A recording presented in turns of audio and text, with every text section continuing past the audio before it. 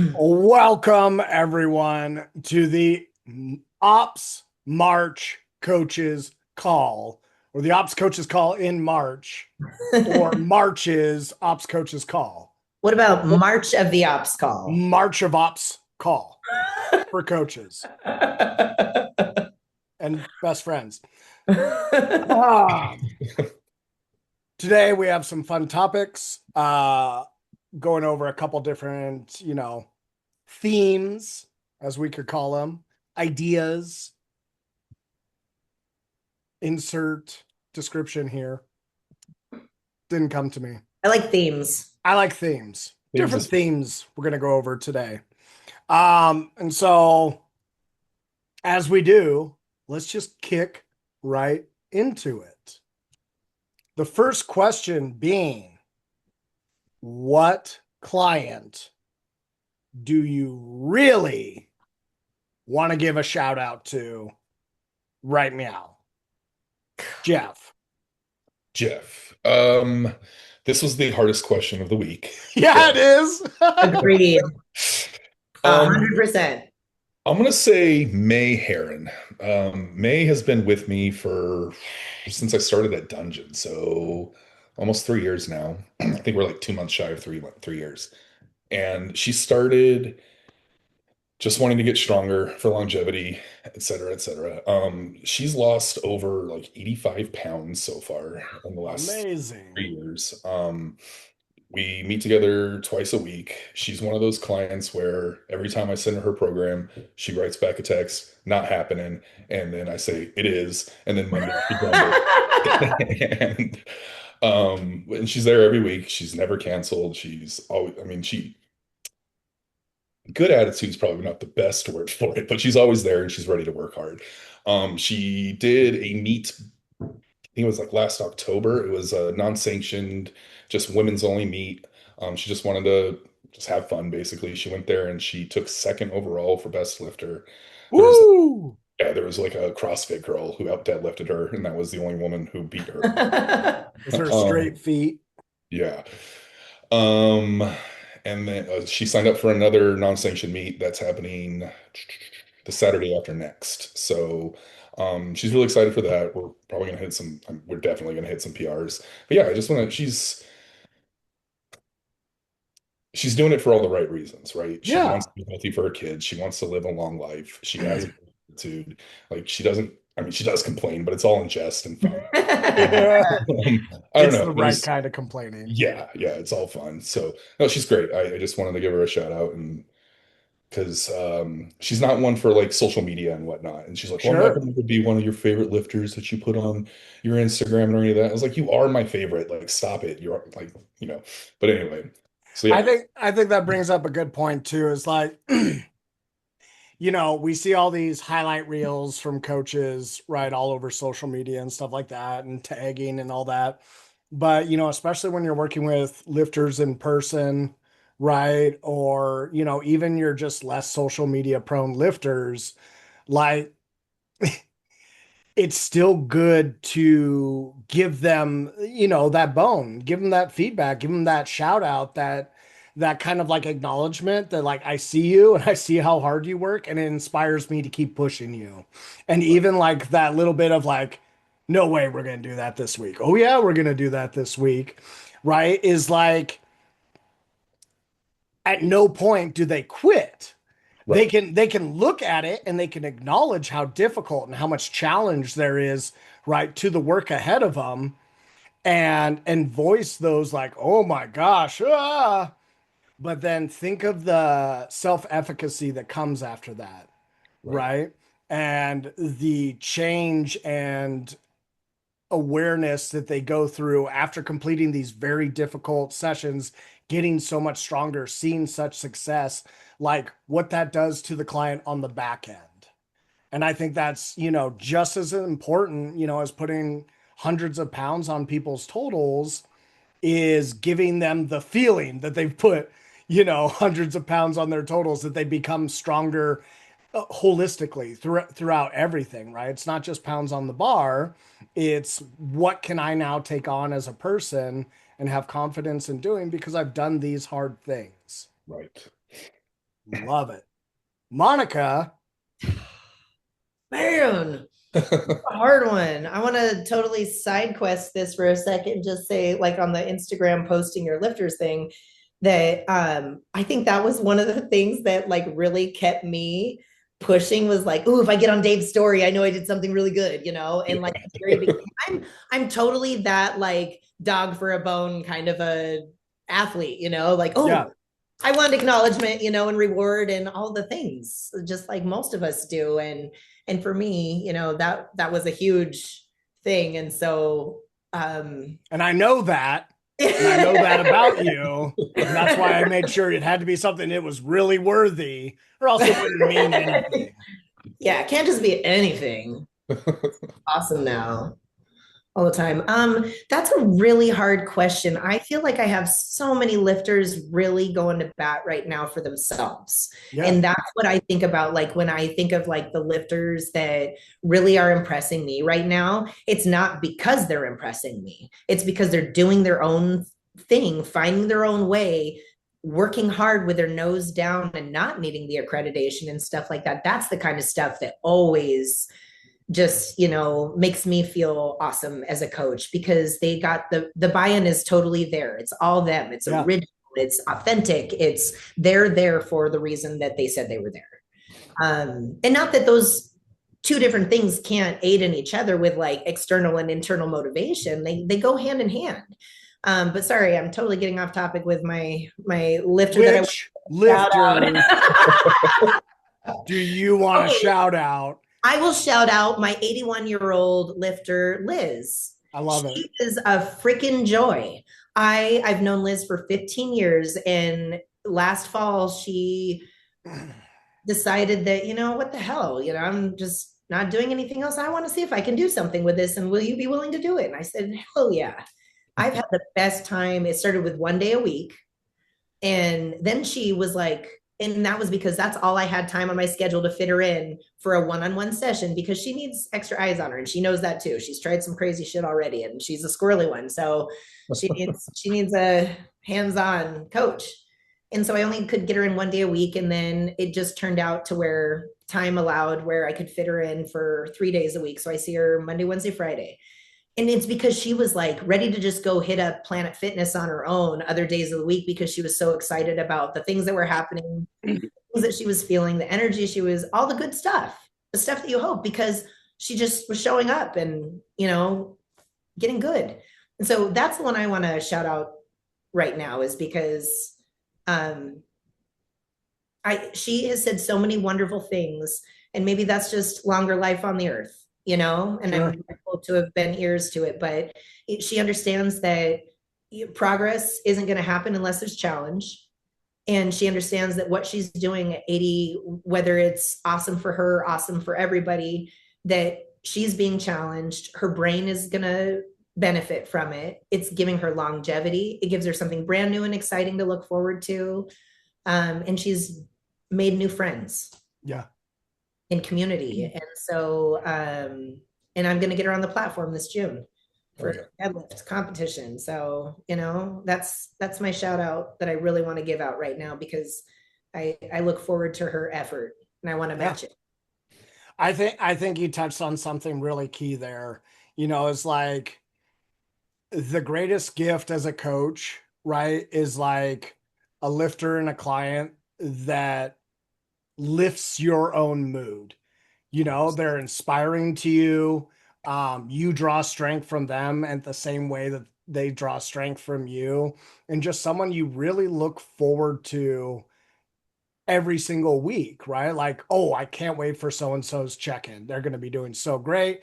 Can't wait for us to go over, you know, anything they're struggling with, or I just want to see how their training goes. Yeah. You know, and that's it's not every client. So some people really make you work for it, right? Yeah. And it's worth it in the end, but like that true enjoyment of a lifter is something special. And I think those are the coach athlete relationships, you know, that really, really define your work. Yeah. So I guess I'll do mine.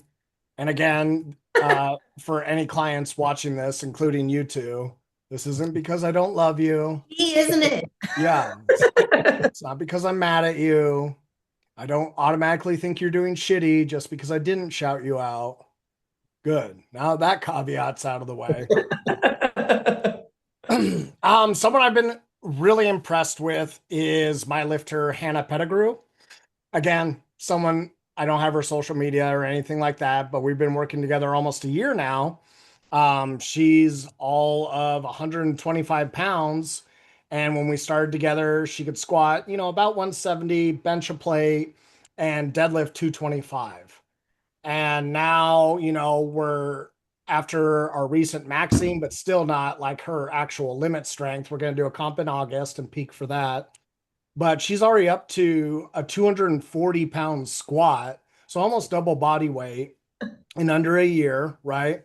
A 165 bench going on 170 and a 290 deadlift. She could pull over 300 pounds for sure, and likely will for her competition.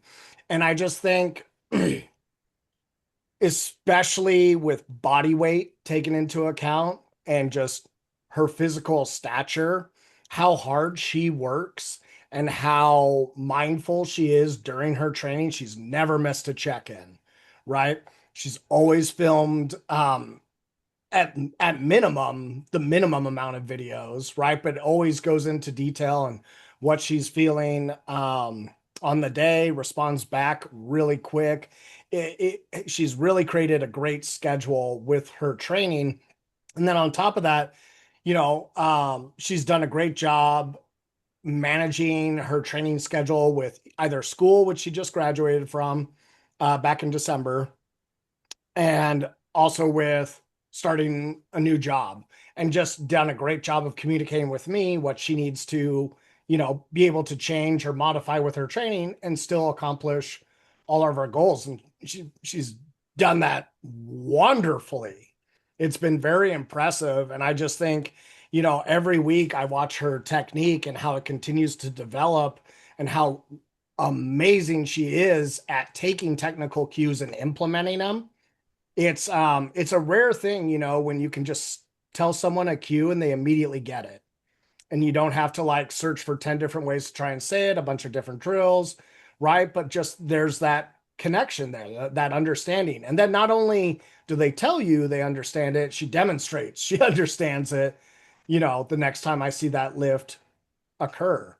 And especially with like taking her squat over 225 now into the mid 250s. There's a lot of there's a lot of things at play with that lift at that kind of load and her size. And she just does a great job of, if there's an error or a technical execution flaw, it's corrected within that week. And she really pushes herself to um, maintain that high standard of execution, which I'm all about, for every single lift. And it's a client who I very much look forward to her check-ins every single week and have for this last year. So thank you, Hannah. Good. We're going to go to question numero dos, which is, what are some issues you see with young lifters in powerlifting right now? Or if you don't want to do young lifters, you can talk about masters lifters. Monica. Me? Yeah, why not? It's more funny than anything. I think just because it's more has to do with maturity than anything else, is just not slowing down. They just want to just muscle fuck. Sorry, the language, but the language. Watch your fucking mouth. How dare I? But that's the best way I can describe it, is that it's a lot of like muscle fucking the weight up and realizing that it's hard, because like I can only imagine being a young man with all this like amazing ability and strength and energy and desire and not afraid of anything, but just missing out on technique. I think that's a thing that that's my my thing that I see with the new lifters is just not slowing down enough to get good. Being in a rush. Yeah. Not being patient. Yeah. And when you meet a young person that has patience and is willing to be coachable and learn and slow down, that is just like, oh my God, this is amazing. Jackpot. You can get a young athlete with the buy-in and the ability just to be patient and slow down. It's like just knowing what's possible is exciting. Yeah. And so it's a rare thing, I think, right now, but it's real exciting when you see it. Sure. I think I see with young lifters. I'm not going to attack the masters because masters are awesome, and they do no wrong. They don't. No, they're seasoned. Yeah, that's right. You submaster. My life, and they're cured. Seasoned. Jeff, how about you? What are some things you see with them young kids?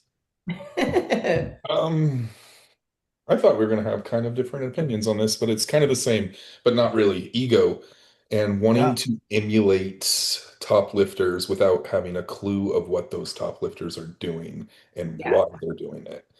I see that's so much technique breakdown because they're trying to do something they see on Instagram, but they don't understand the purpose of it.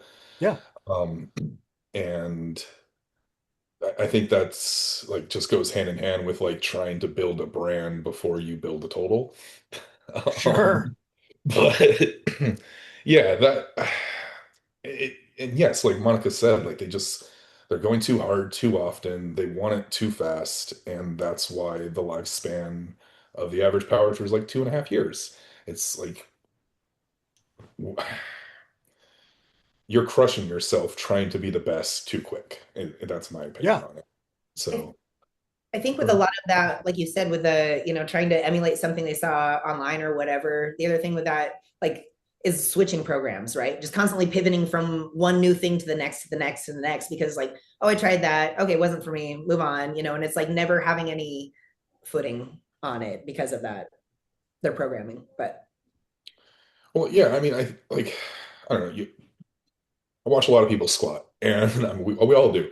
But it's just like simple things of like looking down and keeping your chest down. It's like, why are you trying to accomplish this? And then like a huge pre-hinge and then just dipping your nipples to the ground. Like, why are we doing this? Like, you're not built to do this and you don't understand what's happening and you're not tight and you're going to fail at the same spot every single time. So instead of like listening to people, like you're just going to go back and watch Russell do it again. And then like not progress and get frustrated and leave the sport. I think it's interesting too, because we kind of see like, I remember when I started, right? Like there was a big emphasis on neutral spine, right? Neutral spine mechanics, how you pack your neck to create that neutral spine. And so I know when I started, you would see people, how they would understand neutral spine, right? Was chin down, right, in this position, not necessarily packed, right, or holding their head down on a deadlift or looking down on a squat or a deadlift, right, similar to like a starting strength squat, right, and just this concept of neutral spine now, right, with like pre-hinged squats and and really aggressive low bar positions, it's not even a function of spine neutrality that they're lifting within. It's getting that bar as low on their fucking back as they possibly can, which then in turn makes everything above the bar on their upper body, right, lean forward, just to hold that bar on the back. And now we're at a point where we see people snapping forearms, because the bar is no longer seated on the spine of the scapula. It's trying to sit at the bottom of the rear delt, which is incorrect. Yes. Right. It's, and just, it seems to me that like there were principles of movement for why we were performing lifts certain ways. And now it's less about the principles of movement, right, and the biomechanics behind it. And it's much more just copying what I saw this guy do. Exactly. Well, and I think sometimes people, I think I wonder if they wonder that with coaching, like if we subscribe to some positioning only kind of thought, and it's not like that. It's like I'm looking at the biomechanics for that individual, right? Because Yeah. everybody's leg length, and even just not just leg length, but femur length to shin length to, and their arms and torso and everything. It's like you're trying to figure out how to put load on their body and get them to move with it in the best capacity. So it's really not like one method fits all. So you can't really apply that, I'm going to try so-and-so's lift from, Instagram or TikTok or whatever, because the luck that you have the same issue that person is, I don't know. Yeah, it's trying to imitate someone, and their highly specialized movement pattern before you know how to brace, Right. right? Before you know how to set your feet, before you know how to create tension. There's all these, bases of the pyramid that you should be building, right, in your skill acquisition. And instead, it's a little bit more like just playing copycat without knowing the reasons why. Yes. Um, And that's what I see a lot of is, and I'll just go ahead and say it. Fucking social media is a goddamn shit show. It's, it used to be a net positive. Now I would say it's a net negative. Just because we've gotten to the point where, credibility is being found by followers and fucking video views and all these bullshit metrics that are to make another company money. Yeah. They aren't there to help you become a better squatter, a better bencher, a better deadlifter. They're there to create and manufacture emotional reactions, right? To get you to watch your fucking stupid little screen longer. It's not there as an education tool as much as educators try and use the tool. And so, yeah, I would agree with what Jeff and Monica said in that it's a lot of copycat without understanding the journey there, right? Where you could, you would listen to an Ed Cohn seminar, right, on like starting strength, like Marty Gallagher and something like that. And Ed would walk you through his entire like preps at different points. And you could see that, yes, it had a similar philosophy, but the movements would change, right? The loading and where the loading would start would change. And there was just a reason behind what he was working on at the moment. And now we see like, oh, okay, well, Agata is the best lifter in the world, right? And she does SBD 6 days a week, so I should be doing more SBD days, right? Not taking into account, right, their own recovery schedules, their own nutritional, um, uh, their nutrition setup for training, and even like their actual efficiency of the movement pattern. And it's a lot of more without a lot of rest. And yeah, and like Jeff said too, is you're seeing people get burnt out really fucking quick. And I've always thought of powerlifting as something you could do for a very, very long time, enjoyably. So you're not always going to be at your peak numbers, right? You may come into a time in your life where you're just training to train, and it's a very valuable thing for you, and it's not the time to push numbers. But there's always periods where you can come back and have a good training cycle and push something. And that's something you can maintain for a long time. But if you're just burning that candle at both ends and not learning proper recovery management tools, not learning the why behind your training, and you're just doing what, coach gave you without asking questions, giving that to others who are asking you for training, right? And just giving them the same shit, right? Like it's a inefficient means of preparing the newest members of the sport for long-term success.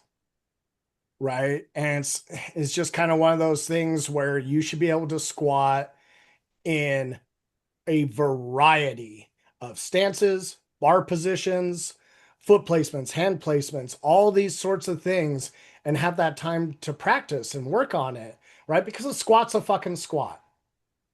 And if you improve, one of your squat variations that's not very strong and you make it stronger, your regular squats can be stronger. It may take time. And that goes back to what Jeff said with patience. You as well, Monica, right? And that comes back to patience. Oh, I can't step away from my regular squat for 6 weeks. Oh, I can't step away from benching 5 days a week every single week, even though my shoulders and my elbows really hurt. Like I can't stop that because then I'll get weaker. Right.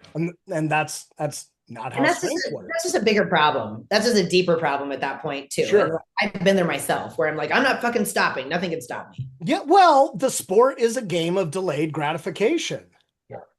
And if you're constantly pushing for that next PR, which you can absolutely do for your first 3 years, push every single week, have noticeable progress training cycle to training cycle.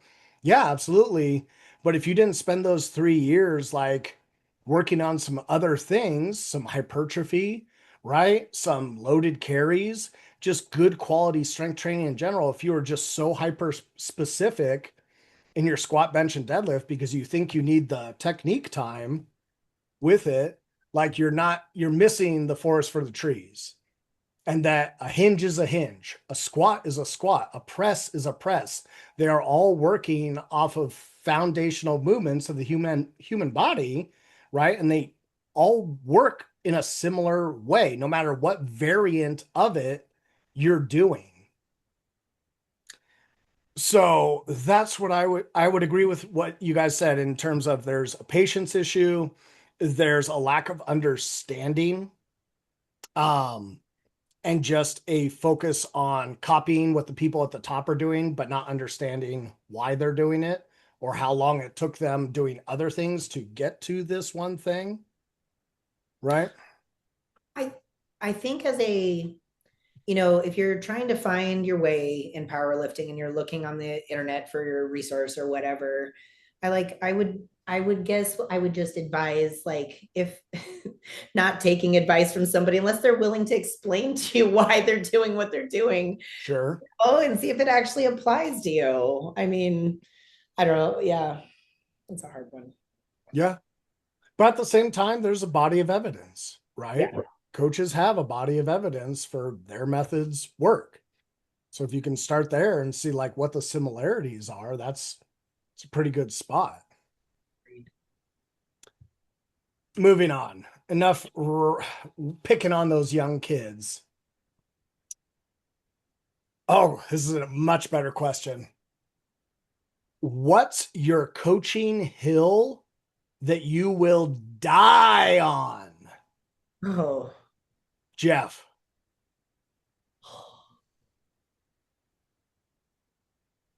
There's so many. I could die on a mountain of hills. I know. I was like, which battlefield are we talking about? There's a lot to choose from. Just one. That's Jeff's first. This is so difficult. It is. That's why they're good questions. These are good questions. Thank you, people, for providing some great questions today. I want to qualify my answer first as I don't feel like I've been a powerlifting coach long enough to have a hill to die on, but I've been a coach generally long enough of other things to die on this hill. You're far more capable of doing things if you just tried.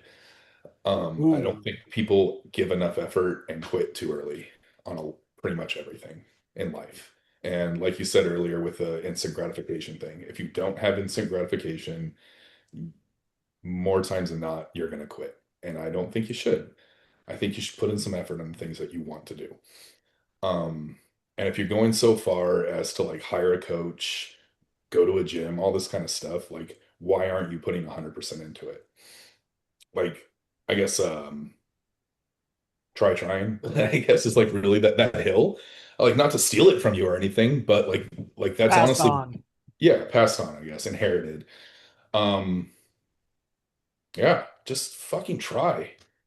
Like you can do it. Your body can do it. Your mind can do it. Like all these things that you put in your way, and I'm guilty of doing this myself, like just keep trying and you will get over those hills. I love it. Monica.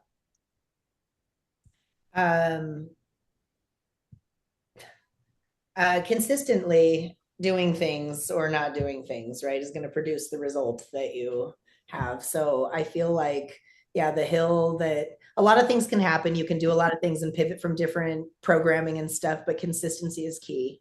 And I mean, I have a lot of diverse clientele and athletes and nutrition clients and stuff like that. And I have some people that have objectively harder lives than others. And they're the ones that do not complain.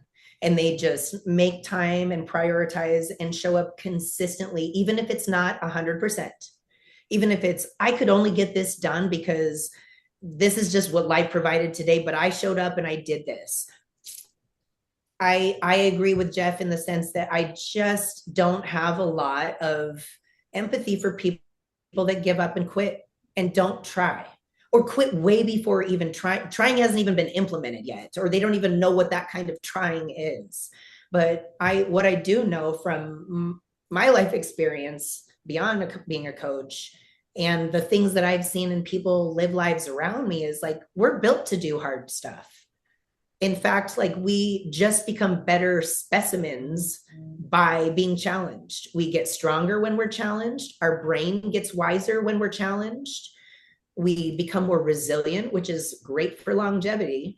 You know, there's so many things that come from trying things that make us uncomfortable. And I was at a ceremony earlier today that I heard a statement that really sank in deep. And I think, you know, a lot of us could resonate with it, but he said, you know, doing hard things is, oh God, now I'm going to botch it up. God dang it. I said it like 3 times already today because I was like, I'm not going to forget that. You should have written it down. I couldn't write it down. Where's your notepad? Ceremony. I couldn't get my phone out and write notepad. Okay, what is it? It was, now I'm going to start sweating because I can't remember on live recording. Live-ish. But it broke it down to, I'll just get to the semblance of what it meant. Was like, there's a lot of challenges that all of us face, and we can all do hard things. And sometimes the consequence of doing that hard thing is because we have to do it and we are better for it. And I think everybody needs to be a little tougher that is just the hill that I'll die on as a coach, is everybody just is a little bit tougher than they think. And I'm having a blast showing them how. I love that. Sweating now. That made me sweat by not remembering that quote. I'll come up with it by the end of this, maybe tomorrow. Maybe we'll post it at the end of the video. Yeah, I'll put it in my story. I remembered. Those are great. Those are both great hills. Yeah, I would say my hill I'll die on is execution's everything. Your intent, how you go through the movement, how you prepare yourself to perform the movement, how you assess the movement afterwards. Like, the worst thing you can do is just try and rush through and get through your training, right? Like, I just want to get through it. Well, then just stop. Yeah, why are you here? Get through it. Like, you want to just get through this scheduled time in your day that you have to train for something like really awesome that a lot of people don't do. Only 25% of the US resistance trains, right? So already just being in the gym, you're ahead of every fucking other person. And to just kind of like it, to me, it's disrespectful to yourself to just rush through and not be present and be worked up over, you know, life or work or whatever else is. Like, you could be processing that stuff, but don't let it be taking away from what you're trying to accomplish in your training session. You are coming to train. You are coming to this session to test yourself, to assess yourself, to see what, you know, what's there on the day, but also what should be there the following weeks. And if you're not in the moment and focused intently on how you're doing and how you're executing, right, you are not going to have consistent results. And, you know, how many times, you know, do we correct a lifter with, you're loose, you are not tight, you are dive bombing your squat, right? You're just dropping the bench on you. There's a huge difference in just getting through a workout, getting through a training session, right? And training with intent, training with focus, being mindful of everything that is happening in your body during the course of that lift. And there's a lot that's happening. And if you are distracted, you can't implement the right corrections. You don't know what hurts when it hurts. You just know the shoulder hurts. Well, where does it hurt? I don't know. It just kind of right. And that distraction prevents progress. And so to me, like how you execute, how you do every single one of your lifts from the warm up to the top set, right? Sets the tone of that session. If you're just waiting till your top sets to take it serious, right? Like what a waste. You had 5 sets before that top set once you're strong. You had a bunch of sets before that top set to really get dialed in, to focus on your acceleration, to focus on your shape and your position and everything else. And you're just rushing through it to get to the dessert. Now you're going to have a tummy ache. That was perfect. That was a good setup. That was pretty good. That was pretty good. Improv training. Not bad. Not bad. I wrote this There's morning, been so I'm doing feeling some pretty- research on story development. Yeah. Yeah. Right? From his first words, we were hooked. Yeah. Execution over everything is my hill I'll die on. It is the most important thing with training is being diligent and full of intent with every movement that you do, especially accessory work. I think especially accessory work. That's stuff that people tend to blow right through because it's supplementary. Crazy, like, right? Yeah. And it's like, well, that's what built my total. Yeah. Accessory work. Like, honest to God. Like, yeah, the barbell moved, but it's because pushing stuff on. If you're coming into strength training without a bodybuilding background, your accessory work is probably the most important part of your training because that's what's going to put on the mass in the areas that need it. That's going to create the body awareness and tactical feedback, right? Of how your body needs to be moving under load, right? Like it's very, very important. And if you're just sitting there fucking around on your curls and not even using a challenging weight, like why are you doing what you're doing? Last question. What was the worst mistake you made with your diet early on? I'll start.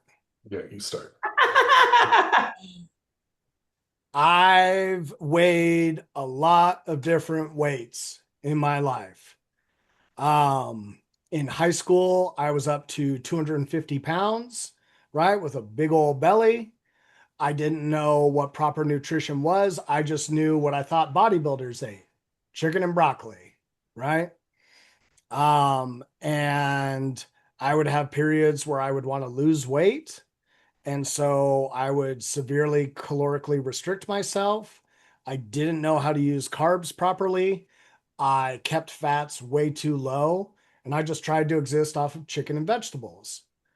And then, sure enough, after a couple weeks, I would start binging because I was starving, right? And that cycle would continue. And so my weight would yo-yo up and down so many times throughout the years. This was through the Marine Corps, through my bachelor's and undergrad at Wazoo. It wasn't until like probably my senior year at Wazoo in my bachelor's, maybe even starting my master's, where I really started to have better direction on nutrition, how to use carbohydrates properly, and how to pair proteins, fats, and carbs together, right? If I'm going to have a higher fat meal, I need to have a lower carb meal, and just sticking to those basic principles. But I would just yo-yo diet like a ridiculous amount, or I would hop on and do things like low carb and just see how long I could be low carb for. but not have enough fats, right, to really sustain energy. Or I would do, I did the velocity diet one year, which is a liquid only diet for 4 months. Did you Um, really? yeah. And it was bad. So you get one meal a week. The rest of the time you're eating nothing but BioWare or Biotest. Yeah, that's what it was. Biotest protein powder. You would have that for 4 meals a day, right? And then once a week you could have like a steak or something like that. And so like the plaque buildup on my teeth from not eating any real food was awful. But I dropped 50 pounds. That's Sounds a good awful. point you make with the teeth, though, that people don't think about when Yeah. they're like quitting chewing fibrous foods and things like that. It's like it's so good for our teeth. Yeah, your teeth need something hard to bite into. They need that crunch. Yeah, and I thought I knew that I guess my biggest mistake was thinking I knew what a good diet was without knowing what a good diet was, which I think is a mistake a lot of people make, is that we think we know how to eat, and then we, you know, maybe if you challenge that notion a little bit, you kind of realize like, oh, maybe I don't. And maybe I'm causing greater harm down the line, which is exactly what I was doing, right? Was any muscle I'd put on, I'd strip off with these massive cuts, right? My body composition would suffer, my blood work would suffer, my mood and energy, all of that would just be terrible during those times. And it was a lifelong endeavor to continually improve that nutritional work for me. So that was my mistake, that probably the worst one I would make growing up and then through my early to mid 20s was just the yo-yo dieting. Monica. We'll just start at powerlifting because that's Oh, sure. what I did wrong in dieting early on in powerlifting, which is kind of like the absolute opposite of Dave. Because I was like, oh my God, I get to participate in a sport where I can eat whatever I want and just get big and strong. This is amazing. So that's what I did. I think I started at the gym. I was probably about 145. And then I gained all the way up to 173.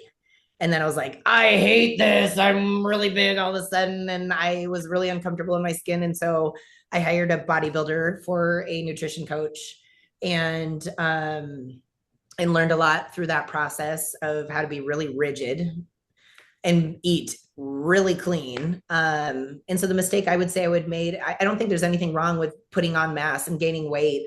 I just decided to eat a bunch of Pop-Tarts and full fat yogurt to do it. Like I was dipping and I would show up to work with like two bagels with cream, like two big bakery bagels with cream cheese. I'd eat them both, probably have a protein shake with it. I couldn't wait to eat lunch again in a couple hours. Like I love food.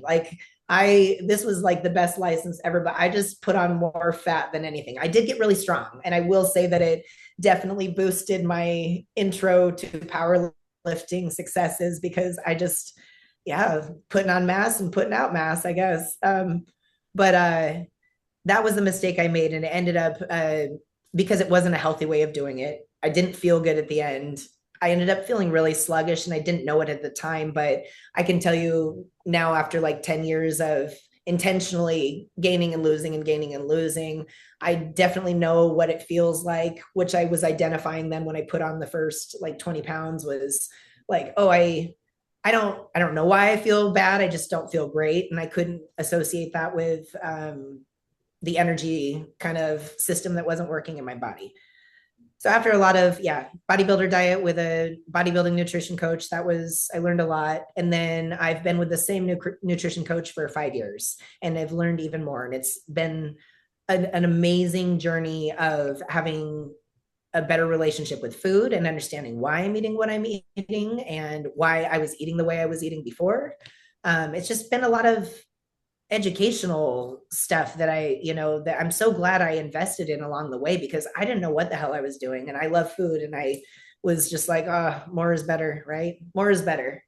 And I'd had a history of having restrictive eating for a really long time, as most young ladies do that grew up in the 90s and 2000s, is where, supermodel skinny was what was in, and being bulimic or anorexic and smoking cigarettes and, having a lot of stimulants and stuff like that. And crash dieting was really big then too. And that was kind of the influencers that I had growing up with. And I'm so grateful that there's a huge influx of influencers that are on a healthier level of things rather than just promoting the aesthetic of something, and the function behind it, because there was a lot of bad stuff. So I think my big weight swing in the beginning was just celebrating like, I don't have to be skinny anymore. To hell with that. I'll be a big strong girl. Yeah. I think it's just that extremist mentality that all of us can have, especially, if you're drawn to powerlifting, it's very likely you might have some of those intense swings too. Wonderful. That was my mistake. Good. Jeff. Well, yeah, like you, I was a wrestler in high school. I varsity at 145 pounds. Never actually made that without weight allowances, but I still lettered at it. Um, and then, so yeah, I quit wrestling my senior year when my dad passed, went to the Navy, I was like on the fat program, had to like lose weight before I went to boot camp, had the extra loop pants in boot camp, but then lost all that. And then I started doing MMA fighting and training jiu-jitsu and all that stuff again after I got out of boot camp, and was like 160 for like 5, 6 years until I quit doing that, and then was just working and poor, so I just ate what I could, right? Like you do in your early 20s, Yeah. and just like slowly put on weight, not effective weight, but fat. And then I didn't really find powerlifting until like 2000, I think 18 was when I first started. So by that point, I was like doing like kettlebell training and stuff like that. And I was interested in like getting bigger, but I didn't want to like do the traditional bodybuilding kind of way of doing it. And then I stumbled across J.M. Blakely's bulking diet. And I was like, okay, well, I want to power lift, and this guy's a great power lifter, so let's do it. And Hold on for a second, though. Is it the palatability conversation that he had in that podcast or his talk? it was like I think it was a T Nation article, or it might have been a Lead FTS article. I don't remember, but it was basically, I think it was Dave Tate's, like yeah, that's what it was. It was Dave Tate's, like, my experience with his diet, and just the 4 breakfast sandwiches a morning, fucking Chinese food at lunch. So yeah, I did that. I was working a job where I was driving all the time, so I stop at McDonald's, grab breakfast sandwiches on the way, stop at Panda, get teriyaki and orange chicken. And I went from like 200-ish pounds where I was like normally sitting at before I started like training to like 300. And yeah, I almost had a heart. Well, I thought I almost had I didn't go like to the doctor or anything because I'm a man. Why would you do that? And like I was drinking This too is much. America. We don't go to Yeah, the doctor. we don't need those. We have freedom. Um, yeah. So yeah, it was. I thought I almost had a heart attack. I was drinking too much, and so that's when I started. I got like with another personal trainer and got the diet and all that. So I think, to answer the question, that Jan Blakely diet's really, like, it's fine for like 4 weeks or something. You just need to put on a Totally. fast, but don't do it for like 4 months. That's really bad and expensive.